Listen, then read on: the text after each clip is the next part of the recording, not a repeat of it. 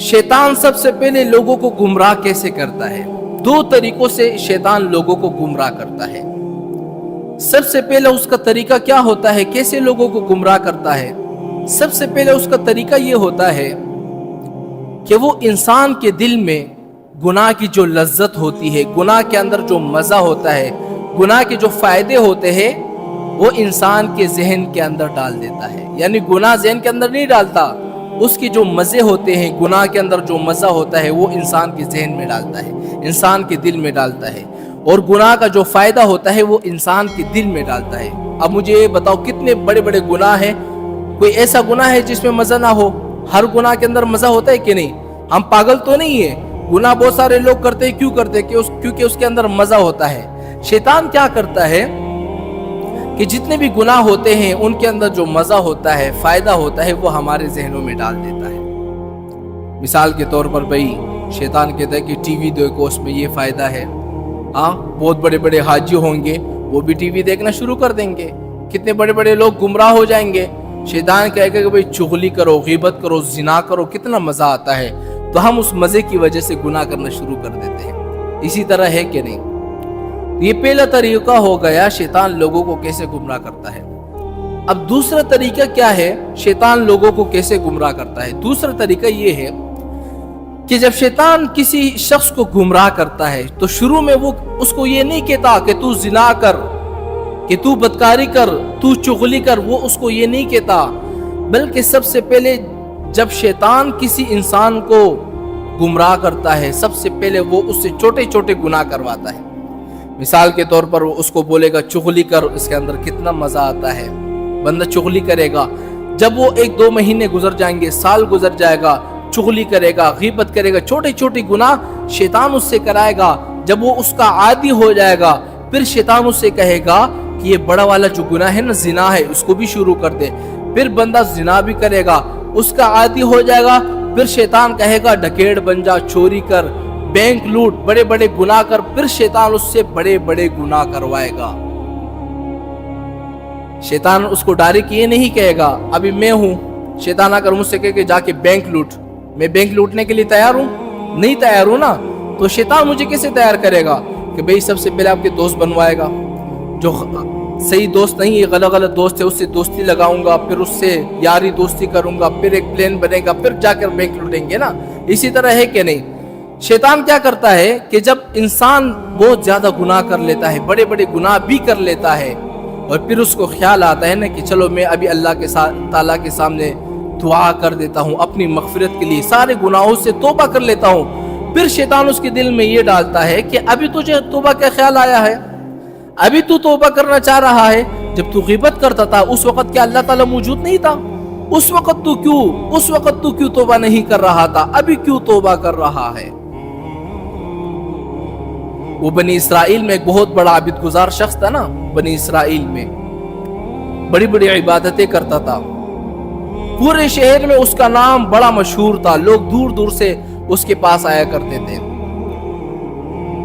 तो उस आबिद गुजार के पास 2 भाई भी आया करते थे। और ये जो वाक़े में बता रहा हूं ना, इससे आपको अंदाजा हो जाएगा कि शैतान लोगों को कैसे गुमराह करता है। अगर मेरी बात आपको समझ में नहीं आ रही ना, इस वाक़े से आपको समझ में आएगा कि शैतान लोगों को कैसे गुमराह करता है। तो इस बुजुर्ग के पास 2 भाई आया करते थे। तो उन दोनों भाइयों को एक कुंवारी बहन थी, और इसके अलावा इनके कोई रिश्तेदार नहीं थे, ना उनके चाचू, मामू, चाचू, कोई खानदान उनका नहीं था। बस ये 3 अफराद थे, 2 भाई थे, एक बहन थी। तो एक दफा इन दोनों भाइयों को किसी दूर दराज सफर पर जाना हो गया। तब उनको ख्याल आया कि भाई हम तो सफर करने के लिए जा रहे हैं दोनों भाई, हमारी बहन अकेली है, वो फिर किसके साथ रहेगी? कोई ऐसा बंदा भी तो नहीं है, हमारे रिश्तेदार भी नहीं है जिसके पास हम अपनी बहन को छोड़कर जाएं, हम क्या करें? तो उनके ज़हन में ख्याल आया कि जो हमारे आबिद गुजार शख्स हैं पूरे शहर में, जिनका नाम मशहूर है, हमारे जो पीर हैं, उनके पास अपनी बहन को छोड़ देते हैं। उससे ज्यादा काबिल एतमाद बंदा हमारे नजरों में और तो कोई नहीं हो सकता। तो वो दोनों भाई उस बुजुर्ग के पास आ गए कि हजरत साहब, हमें एक दूर दराज सफर पर जाना है, और सफर इतना तवील है, सफर इतना लंबा है کہ ہم اپنی بہن کو نہیں لے کے جا سکتے اور چھوڑ بھی تو نہیں سکتے، اکیلی ہے، نہ ہمارے کوئی رشتہ دار ہے، نہ کوئی جاننے والے، نہ ہم کسی پر اعتماد کر سکتے ہیں۔ تو ان دونوں بھائیوں نے کہا کہ حضرت صاحب آپ ہماری بہن کو کچھ دنوں کے لیے رکھ لیں، آپ کی خانقاہ میں رہے گی، جب ہم واپس آ جائیں گے اپنی بہن کو لے کر چلے جائیں گے۔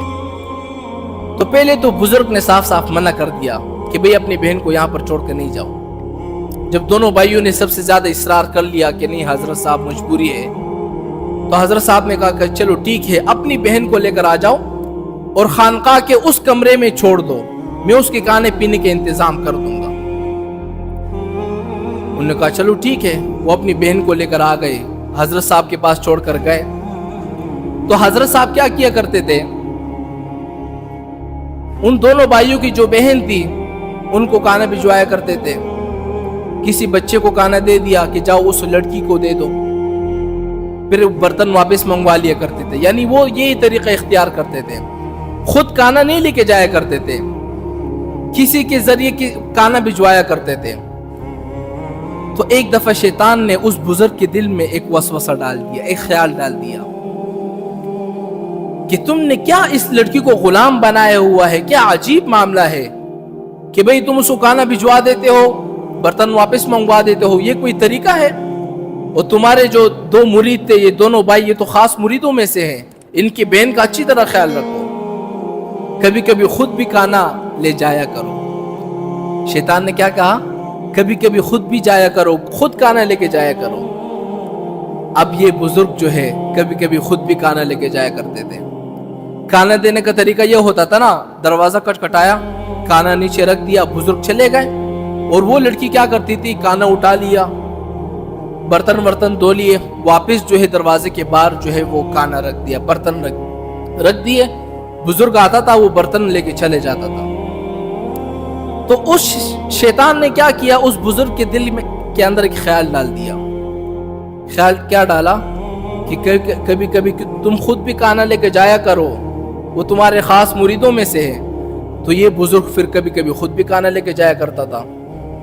کچھ مہینے گزر گئے، پھر شیطان نے دوسرا وسوسہ اس کے دل میں ڈال دیا کہ یہ تو مناسب بات نہیں ہے کہ تم صرف کھانا چھوڑ کے آ جاتے ہو، اس کو ساتھ سلام بھی کرا کرو، خیر خیریت پوچھ لیا کرو، حالانکہ مناسب نہیں ہے، کبھی خیر خیریت پوچھ لیا کرو، سلام پوچھ لیا کرو، تمہارے خاص مریدوں کی بہن ہے، اس کی یہاں پر کوئی نہیں ہے، نہ کوئی ماں ہے، نہ کوئی باپ ہے، کوئی جاننے والا بھی نہیں ہے، اس کا دل کتنا تنگ ہوتا ہوگا، کبھی تم جا کر سلام کیا کرو، خیر خیریت پوچھ لیا کرو دروازے کے باہر سے۔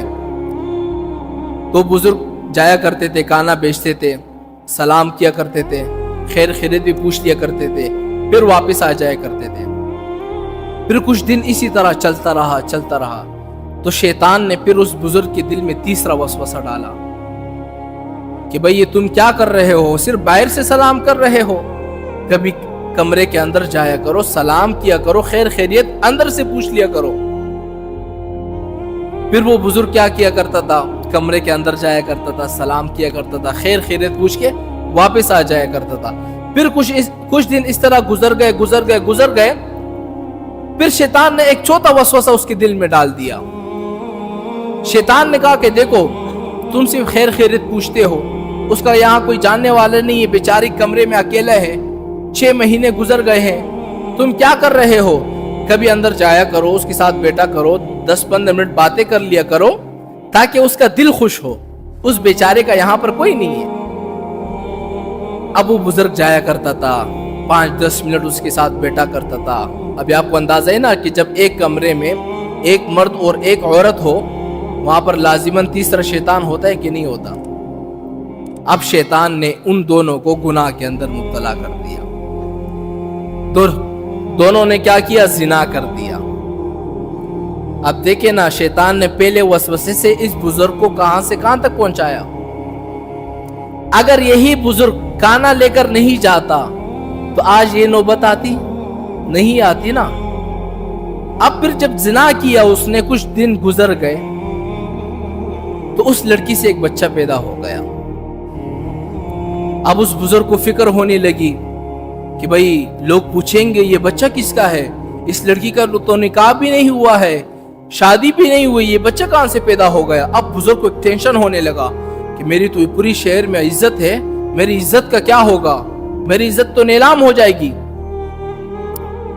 तो उसने उस लड़की से कहा कि इस बच्चे को कत्ल कर देते हैं ताकि इस बेशर्मी से हम बच जाए। क्योंकि फिर माँ होती है ना, माँ अपने बच्चे पर नाराज होती है कि नहीं। उसने कहा मैं आपको इस तरह नहीं करने दूंगी, ये मेरा बच्चा है। बुजुर्ग को समझ में आ गया कि ये ऐसा मानने वाले नहीं है। रात को दोनों सो रहे थे, ये बुजुर्ग गया, उस बच्चे को लेकर जाकर कत्ल कर दिया। अब जब कत्ल हो गया, सुबह हो गई, माँ उठी, बच्चा मौजूद नहीं है। तो उसने कहा कि देखो तुमने मेरे बेटे को कत्ल किया है, अब मैं अपने भाइयों को भी बताऊंगी तुमने मेरे साथ जिना किया है। अब बुजुर्ग को और ज्यादा टेंशन होने लगा कि मेरी इज्जत का फालूदा बन जाएगा। शैतान ने उसके दिल में एक और वसवसा डाल दिया। शैतान ने उसको कहा कि तुमने चलो बच्चे को तो कत्ल कर दिया है ना, इस लड़की को भी कत्ल कर दो, ना रहेगा बांस ना रह बचेगी बांसुरी, कुछ भी नहीं बचेगा, तुम आजाद हो जाओगे। तो उस बुजुर्ग ने क्या किया, उस बच्चे को भी कत्ल कर दिया और उस लड़की को भी कत्ल कर दिया। और शैतान ने उसके दिल में यह डाला कि जब उसके भाई आ जाएंगे तुम उसको कहना वो बीमार हो गई थी, उसका इंतकाल हो गया। कुछ दिनों के बाद दोनों भाई सफर से वापस आ गए, अपने बहन से मिलने के लिए आए। बुजुर्ग से कहा कि हमारी बहन कहाँ पर है। तो बुजुर्ग ने कहा कि वो बेचारी बीमार हो गई थी, उसका इंतकाल हो गया है, फलां जगह उसकी कब्र है। वो लोग गए, कब्र पर दुआ की, क्योंकि वो बुजुर्ग पर यकीन रखते थे ना, एक अल्लाह के वली थे, उनके पीर थे। वो समझते थे कि शायद मेरी बहन बीमार हो गई होगी और उसका इंतकाल हो गया होगा।